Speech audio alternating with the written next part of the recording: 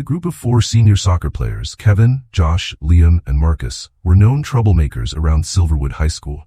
Their mischievous behavior often pushed the boundaries, but it hadn't yet landed them in any serious trouble. They were a tight-knit group, always joking and goading one another, their camaraderie often masking their poor choices.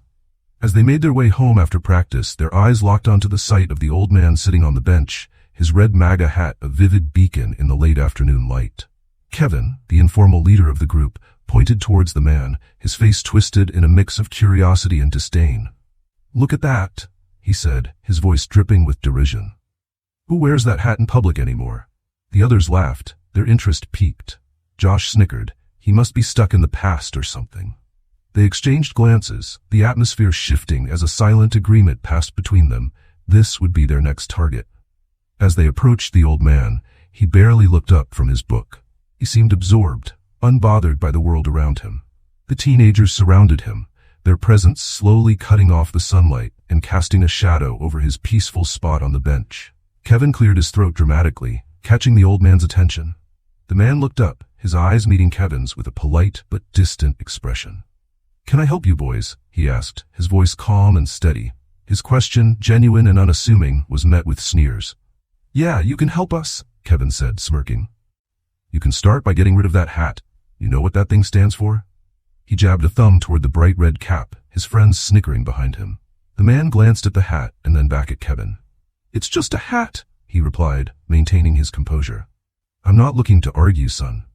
Liam, standing to the old man's right, scoffed. "Just a hat? That thing's a symbol of hate. Why are you even wearing it around here?" The old man sighed, his expression growing weary, but he didn't say anything further. He looked down at his book as if trying to return to the peace he had found before. Josh stepped closer, nudging the old man's knee with his foot. "Hey, we're talking to you." "Don't ignore us," he said, his voice rising slightly. The old man looked up again, a hint of sadness in his eyes. "I'm not here to cause trouble. I'm just trying to enjoy my book." Kevin wasn't having it. He leaned in, his face inches from the old man's. "You think you can just sit here and wear that without people saying something? This isn't the place for that kind of nonsense." He grabbed the brim of the hat and yanked it off the old man's head, holding it up like a trophy. "Give that back," the old man said softly, his voice almost drowned out by the laughter that erupted from the group. Marcus, who had been watching silently, joined in, egged on by his friend's enthusiasm. "Yeah, Kev, toss it. Let's see how far it goes." Kevin tossed the hat to Josh, who caught it and immediately threw it to Liam, playing a twisted game of keep away. The old man sighed heavily, rising slowly from the bench, his joints stiff and creaky. He took a step towards Liam, who dangled the hat just out of reach, before tossing it onto the grass several feet away. The group laughed again, the sound echoing across the emptying school grounds. The old man walked over to where the hat had landed. He bent down carefully, picking it up and dusting it off with trembling hands. His eyes never met those of the teenagers, and he seemed intent on avoiding any further confrontation. "You boys have a good evening," he said quietly, placing the hat back on his head. He turned and sat back down, his hands shaking slightly as he opened his book again, though it was clear that reading was no longer his focus.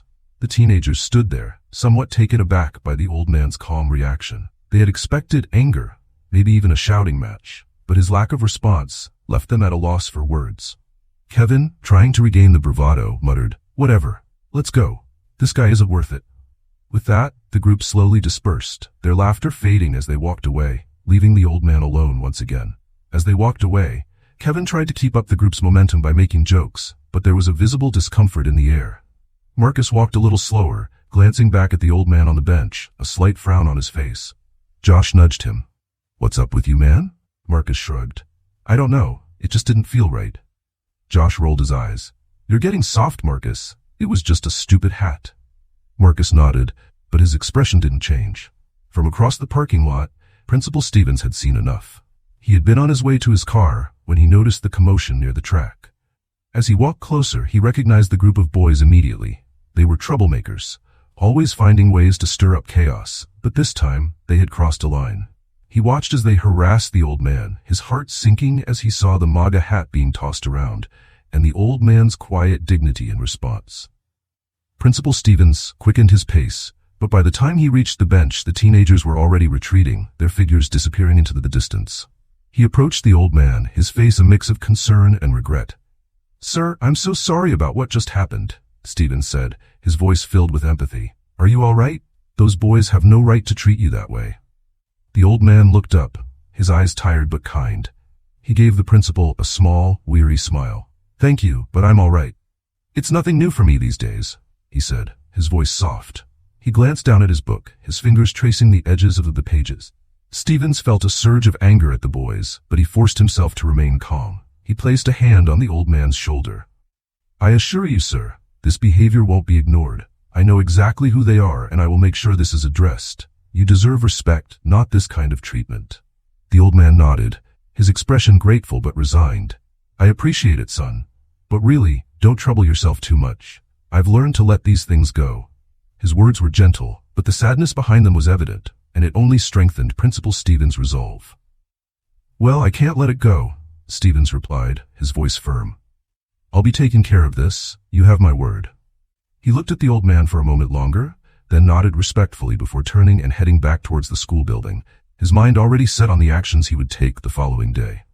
The old man watched Stevens leave, his eyes thoughtful. He looked down at the hat in his hands, smoothing the fabric slowly. The quiet returned, but it wasn't the same. The peace he had felt earlier had been shattered, and now the weight of the moment lingered. He tried to return to his book, but the words seemed to blur together, his focus shattered. He sighed, placing the book down beside him and gazing out at the emptying field. Principal Stevens, meanwhile, walked briskly towards his car, his mind racing. He had dealt with these boys before, always pushing the boundaries, but never quite crossing a line that would lead to serious repercussions.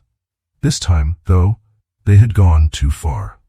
Stevens knew that this wasn't just about school discipline. It was about teaching these young men a lesson in respect, one that they seemed sorely in need of. He was already planning the meeting he would have with their parents, the disciplinary actions that would follow, and how he could make sure that they understood the impact of their actions, not just on school grounds, but in life. As the sun dipped lower in the sky, the campus began to empty, but the weight of what had transpired lingered in the air, a silent testament to the lessons that were yet to be learned. The next morning, the 4 students were called to Principal Stevens' office. They received the notice in their homeroom class, handed a pink slip by their teacher. It wasn't unusual for them to be summoned to the office, and they treated it with casual indifference, exchanging smirks as they made their way down the hallway.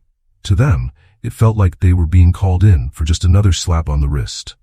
When they entered the principal's office, they found Principal Stevens waiting behind his desk, his expression stern. The room, with its rows of bookshelves and a large window letting in the morning light, had a solemn atmosphere. The boys shuffled in, their smiles quickly fading when they noticed the look on Stevens' face. There was something different this time, an edge they hadn't seen before. Take a seat, Stevens said, his voice flat and uninviting. The boys complied, sinking into the chairs lined up in front of the desk. Kevin, always the most confident, leaned back with his arms crossed, a faint, defiant grin on his face. The other 3 followed his lead, attempting to mask their unease. Principal Stevens didn't waste time with pleasantries. He leaned forward, folding his hands together on the desk. You know why you're here, don't you? He asked, his eyes sweeping across each of their faces. There was a heavy silence, and the boys exchanged glances before Kevin spoke up. No, sir. We're not sure, Kevin said, his voice carrying an air of innocence that didn't match the situation. Stevens sighed, his eyes narrowing. He picked up a remote control from his desk and pointed it towards a television mounted on the wall. The screen flickered to life, showing security footage of the boys surrounding the old man on the bench. The grainy video captured their jeering, the hat being tossed, and the old man's quiet attempts to recover it. The footage spoke for itself, and the expressions on the boys' faces changed almost instantly. Josh's smirk disappeared, replaced with a look of unease. Liam looked down, avoiding eye contact. Marcus swallowed hard, fidgeting with his hands. Kevin's face remained still, but the tension in his posture betrayed his discomfort. This, Stevens said, pointing at the screen, is why you're here. I watched the entire incident yesterday. What you did was beyond unacceptable. It was cruel. The principal paused, letting his words sink in. He wanted them to feel the weight of their actions. He clicked the remote again, turning off the television, and leaned back in his chair. You think you're tough, intimidating an old man who was minding his own business? Is this what you want to be known for? Kevin shifted in his seat, the confidence beginning to drain from his demeanor. We didn't mean. No, Principal Stevens interrupted, his voice sharp. Don't tell me you didn't mean it. You knew exactly what you were doing. You saw that man and decided that because of a hat he was wearing, you had the right to harass him, to humiliate him. Did it make you feel powerful? The room was silent. No one dared to answer. Stevens looked at each of them in turn, his eyes filled with disappointment. Do you even know who that man is? He asked quietly. When no response came, he continued, His name is Mr. Thompson. He's a retired veteran who has spent years volunteering at the local library, helping children learn to read. He's a respected member of this community. Liam looked up, his face pale. We didn't know, he mumbled, his voice barely audible. Of course you didn't, Stevens said, his tone heavy with frustration. Because you didn't care to find out. All you saw was a hat, and you made your decision right then and there. You judged him without knowing anything about him, and that is the root of the problem here. Marcus shifted uncomfortably. We thought we were doing the right thing. Standing up against hate, he said, though his voice lacked conviction. Principal Stevens sighed deeply. He got up from his chair and walked around the desk, standing directly in front of the boys. You thought you were standing up against hate? He repeated, his voice tinged with incredulity. You acted on an assumption without bothering to understand. You became exactly what you thought you were fighting against, intolerant and disrespectful. He paused for a moment, allowing the silence to stretch uncomfortably. Tell me, Stevens continued, did any of you stop to think that Mr. Thompson might have a reason for wearing that hat? Did you think for 1 second about who he is as a person, or were you so blinded by your own assumptions that you couldn't see past a piece of clothing? Josh's head hung low, and he shook it slightly. No, sir, he muttered. Stevens nodded, his expression a mix of sadness and determination. I want you all to understand something very clearly. What you did was not only wrong, it was cowardly. You targeted someone you thought couldn't fight back, someone vulnerable, because it made you feel powerful. But power doesn't come from intimidation. It comes from respect, empathy, and understanding. He returned to his desk, sitting down heavily. The boys remained silent, the gravity of the situation finally sinking in. Now, Stevens said, his voice firm, there will be consequences. I cannot and will not allow this kind of behavior to go unpunished. He picked up a folder from his desk and opened it, glancing at the papers inside. Each of you will be suspended from school for 2 weeks. During this time, I expect you to reflect on your actions and think about the kind of people you want to become. Kevin's eyes widened, and he opened his mouth to protest, but Stevens held up a hand to stop him. I'm not finished, he said sharply. In addition to your suspension, each of you will be required to complete community service. You will spend your hours at the local library, the very same one where Mr. Thompson volunteers. You will assist him and the other staff members with anything they need. You will see firsthand the kind of impact he has on this community, and maybe, just maybe, you'll learn something about respect. Liam looked up, his expression a mixture of shock and regret. The library? He echoed. But nothing, Stevens said firmly. You will do this, and you will do it without complaint. This is not negotiable. You need to understand that your actions have consequences, not just for yourselves but for the people around you. This is your chance to make amends. The boys sat in stunned silence. The weight of their punishment was settling in, and for the first time, they seemed to understand the severity of what they had done. Stevens looked at them, his expression softening slightly. I hope you take this opportunity to learn and grow. Mr. Thompson didn't deserve what you did to him. He deserves your respect, and so does every other person you meet. You have a lot of work to do, but I believe you can do better. He stood up, signaling that the meeting was over. You're dismissed. You'll begin your community service tomorrow afternoon. I suggest you use the time between now and then to think about the choices you've made. The boys stood slowly, their heads bowed. As they filed out of the office, Principal Stevens watched them go, hoping that his words had left an impression. He knew this wasn't the end of the story. It was just the beginning.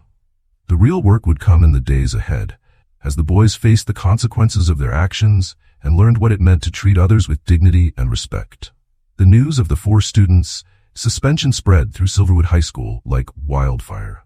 It didn't take long for whispers and rumors to make their way from classroom to classroom, the story of Kevin, Josh, Liam, and Marcus becoming the latest scandal. Teachers, students, and even parents were discussing it, each with their own opinion on the matter. The suspension carried weight, not only because it involved a group of well-known troublemakers, but also because the reason behind it was an incident rooted in intolerance. As the students served their suspension, the weight of their actions began to affect them in different ways. Kevin, who had always been the informal leader of the group, felt the brunt of the backlash more intensely. His parents were furious, with his father delivering a particularly scathing lecture that cut deeper than any punishment from Principal Stevens. "That man could have been your grandfather," his father had said, shaking his head in disbelief. "You've embarrassed not only yourself but this entire family. We raised you better than that." The disappointment in his father's voice echoed in Kevin's mind long after the conversation ended. He found himself questioning his motivations. Why had he felt the need to target the old man in the first place? Had it really been about the hat, or was it something else, something darker, a need to assert power over someone he perceived as weaker? These questions haunted him, keeping him up at night as he tried to make sense of his actions. The more he thought about it, the more he realized that his actions were fueled by a sense of insecurity. He had wanted to impress his friends, to show that he was fearless, but now he could see how misguided that need had been. Josh, on the other hand, faced his own share of challenges at home. His mother, a gentle woman who believed in kindness above all else, was devastated by his behavior. "I never thought I'd see the day where my son would bully someone," she said, her eyes filled with tears, "especially not an elderly man who's done nothing to you." Her words weighed heavily on Josh, and he found himself retreating to his room, avoiding his family out of shame. He had always been close to his mother, and knowing that he had let her down hurt more than anything else. He spent hours in his room, replaying the incident in his head, feeling a deep sense of regret. He began to realize that his actions were not about standing up for anything, but rather about following the crowd and not wanting to appear weak in front of his friends. The realization was painful, but it was the first step towards understanding the gravity of what he had done. Liam and Marcus faced similar repercussions. Liam's parents were strict, and they grounded him for the entire duration of his suspension, taking away his phone and any privileges he had. The silence at home was deafening. His parents were too disappointed to even look at him. Liam found himself with nothing but time to reflect on his actions. He remembered the look on the old man's face, how calm he had been despite their harassment. The memory made Liam feel small, and he couldn't help but wonder what kind of person he was becoming. Marcus's mother, a single parent who worked 2 jobs, was furious. She couldn't understand why her son would involve himself in something so cruel. "Do you know how hard I worked to give you a good life?" she demanded, her voice filled with a mixture of anger and hurt. "And this is how you repay me? By acting like a bully?" Marcus felt the weight of his mother's words deeply. He knew how much she sacrificed for him, and he had repaid her by making a terrible choice. He spent his suspension helping around the house, trying to make up for the disappointment he had caused. But the guilt lingered, gnawing at him with every passing day. He realized that his actions had consequences not just for himself, but for the people who loved and supported him. The boys were isolated, both at home and within their social circles. Their friends at school distanced themselves, not wanting to be associated with the controversy. Some classmates mocked them openly, while others simply avoided them altogether. The boys, who had once walked the halls with a sense of bravado, now found themselves alone, their reputations tarnished by their own actions. It was a harsh lesson, but one that forced them to confront the reality of who they had become. Principal Stevens, meanwhile, was determined to follow through on his promise to ensure that the boys learned from their mistakes. A few days after the suspension began, he made a visit to the local library, where Mr. Thompson volunteered. The library was a modest building, with rows of well-worn books and a quiet, comforting atmosphere. Children gathered in a reading nook, listening to a story being read aloud by one of the volunteers. Stevens spotted Mr. Thompson near the back, organizing a shelf of books. "Mr. Thompson," Stevens called softly as he approached. The old man turned, his face breaking into a gentle smile when he recognized the principal. "Principal Stevens," Mr. Thompson greeted, his voice warm. "What brings you here today?" Stevens hesitated for a moment before speaking. "I wanted to let you know that I've taken action regarding the incident at the school," he said. "The boys involved have been suspended, and they've also been assigned community service hours here at the library. I thought it would be fitting for them to spend some time giving back to the community they disrespected." Mr. Thompson nodded thoughtfully, his eyes softening. "I appreciate you taking this so seriously, Principal Stevens," he said. "But more than punishment, I hope those boys learn something from this. I've lived a long life, and I've seen a lot of hatred and intolerance. What they did was wrong, but they're young. They still have time to change, to grow into better people. Stephen smiled, a sense of admiration for the older man washing over him. Despite everything that had happened, Mr. Thompson remained hopeful, his belief in the capacity for change unwavering. "That's the goal," Stephen said. "I want them to learn, to understand the impact of their actions. They'll be here starting tomorrow, and I hope that spending time with you and seeing the work you do will help open their eyes." Mr. Thompson nodded, his smile never wavering. "We'll see how it goes," he said. "Sometimes it takes a little bit of kindness to break through the walls people put up. I'll do my best to help them see that there's more to people than what they wear or what they look like." Stevens felt a sense of relief. He knew that if anyone could help the boys see the error of their ways, it was Mr. Thompson. The old man's quiet strength and resilience were exactly what the boys needed to witness. "Thank you, Mr. Thompson," Stevens said sincerely. "I'll leave them in your capable hands." As Stevens left the library, he felt a renewed sense of hope. He knew that the road ahead for the boys would not be easy. Learning and growth never were. But he also knew that they had been given an opportunity, a chance to change the course they were on. And with Mr. Thompson's guidance, perhaps they would come to understand the importance of empathy, respect, and the value of every individual they encountered. The boys, in the meantime, had no idea what to expect from their community service assignment. The library was the last place they wanted to be, and the thought of facing the old man they had disrespected filled them with a sense of dread. But deep down, each of them knew that they had brought this on themselves, and perhaps, just perhaps, they could find a way to make things right. The uncertainty of what awaited them at the library was daunting, but there was also a glimmer of hope. Maybe this was their chance to prove, to themselves and to everyone else, that they could be better, that they could learn from their mistakes and grow into the kind of people who contributed positively to their community. It wouldn't be easy, but it was a start, and that was more than they could have hoped for a few days ago. The next day, the four boys arrived at the local library to begin their community service. The atmosphere was different from what they were used to. Quiet, calm, and welcoming. The scent of old books mixed with the gentle rustling of pages and the occasional laughter of children floated through the air. Despite the warmth of the environment, the boys felt uneasy. They were about to spend time working alongside the very man they had disrespected, and none of them knew how to approach the situation. As they entered, they saw Mr. Thompson standing by the front desk, sorting through a stack of books. He looked up and gave them a polite nod, his expression neutral. The boys shuffled awkwardly, unsure of what to say or do. Principal Stevens had instructed them to assist Mr. Thompson with whatever tasks he needed, and now that they were here, they felt the weight of their actions pressing down on them even more heavily. The library, a place of tranquility, only amplified the sense of discomfort that gnawed at each of them. Kevin, who was usually the most outspoken of the group, found himself at a loss for words. He felt a lump form in his throat as he realized how deeply ashamed he was of what they had done. Instead, he quietly approached Mr. Thompson, offering a small, hesitant smile. "We're here to help," Kevin said, his voice softer than usual. The old man regarded him for a moment, then nodded, handing each of the boys a few books and giving them simple instructions to organize the shelves in alphabetical order.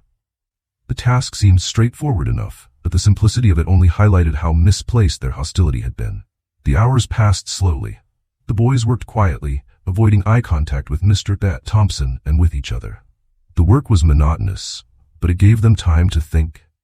As they moved through the rows of shelves, they watched Mr. Thompson interact with the children who came in, helping them find books, answering their questions, and even sitting down to read stories aloud. His kindness was evident, and it made the boys feel even worse about what they had done. This was a man who genuinely cared about his community, who treated everyone with respect, regardless of their age or background, and they had treated him with nothing but disrespect. By the second day, the awkwardness still lingered, but something had begun to change. The boys were more observant, paying close attention to the way Mr. Thompson worked and the joy he brought to others. They overheard parents thanking him for his help, and they saw the way the children's faces lit up when he greeted them by name. It became impossible to ignore the fact that Mr. Thompson was not just an old man in a hat. He was someone who was making a real difference. It dawned on the boys that their actions hadn't just been a meaningless prank. They had hurt someone who gave so much to others. By the third day of their community service, the boys began to feel a shift. They were no longer just going through the motions. They were starting to appreciate the library and the work that Mr. Thompson did. They saw how much joy he brought to the children, how the parents who visited the library greeted him with warmth and gratitude. It became clear to them that Mr. Thompson was not just some old man in a hat. He was a valued member of the community, someone who had earned the respect of everyone around him. They felt an urge to be part of that community in a positive way, rather than as a source of trouble. It was Kevin who finally decided it was time to apologize. He had been thinking about it since the first day they arrived, but he hadn't known how to approach Mr. Thompson. Now, seeing the man sitting at a table, patiently helping a young boy with his reading, Kevin felt a surge of determination. He gathered the other boys and approached Mr. Thompson, clearing his throat to get his attention. "Mr. Thompson?" Kevin began, his voice hesitant. The old man looked up, his eyes meeting Kevin's. There was no anger in his gaze, just a quiet curiosity. We wanted to say sorry for what we did. It was wrong, and we know that now." The other boys nodded, their faces flushed with embarrassment. Marcus stepped forward, his voice barely above a whisper. "We didn't know anything about you. We just saw the hat and made assumptions. We were wrong, and we're really sorry." He could feel his heart pounding as he spoke, and he hoped that Mr. Thompson would understand that they genuinely meant it. Mr. Thompson listened quietly, his eyes moving from one boy to the next. He could see the sincerity in their expressions, the genuine regret that they felt. He let the silence hang for a moment before speaking. "It takes courage to admit when you're wrong," he said, his voice gentle. "And it takes even more courage to apologize. I accept your apology. I hope that you've learned something from all of this. It's not about the hat. It never was. It's about treating people with respect, no matter what they look like or what they believe." The boys nodded, a sense of relief washing over them. They had been dreading this moment, but now that it was over, they felt a weight lift from their shoulders. Kevin looked at Mr. Thompson, his voice earnest. "We have learned, sir, and we're going to do better. We promise." His friends nodded in agreement, each of them feeling a renewed sense of purpose. Mr. Thompson gave them a small smile, nodding. "That's all I can ask for," he said. "We all make mistakes. What matters is what you do after those mistakes, how you learn from them, and how you grow." He extended his hand, and one by one the boys shook it, their expressions filled with a mixture of gratitude and determination. It was as though an unspoken bond had formed between them, one built on respect, humility, and the desire to be better. As they continued their community service that day, the atmosphere was different. The boys worked with a renewed sense of purpose, no longer avoiding Mr. Thompson, but instead actively seeking ways to help. They asked questions, listened to his stories, and slowly began to understand the values that Mr. Thompson lived by. It wasn't about politics or appearances. It was about kindness, empathy, and the importance of treating every person with dignity. They found themselves laughing along with the children and engaging with the community members who visited the library. The change in them was palpable, and it didn't go unnoticed by those around them. By the end of their community service hours, the boys had gained more than just a sense of accountability. They had gained a mentor in Mr. Thompson, someone who had shown them the power of compassion and the importance of understanding others. And for the first time, they felt like they were truly part of the community, not just bystanders, but active participants in making it a better place. They left the library that day with their heads held higher, knowing that they had taken an important step in growing beyond their past mistakes. The boys returned to school with a changed perspective. They had learned firsthand the importance of humility, empathy, and understanding. No longer were they the troublemakers who judged people by appearances. They now knew better. Kevin, inspired by the experience, wrote an essay about their community service, titled "The Power of Respect." In it, he detailed the journey of learning to see beyond the surface and valuing people for who they truly are. It became a powerful reminder for his classmates, sparking discussions in the school about empathy and kindness. Principal Stevens, pleased with the transformation he saw in the boys, decided to implement monthly workshops on empathy and respect, using their experience as a case study. He hoped it would help other students learn these valuable lessons without having to make the same mistakes. As for Mr. Thompson, he continued his work at the library, his heart warmed by the boys' change. He had always believed in the potential for growth in young people, and this experience only reaffirmed that belief. Before you go, think about how you might react in a similar situation. Would you judge, or would you take the time to understand? Let us know in the comments, and don't forget to like and subscribe for more stories of growth and redemption.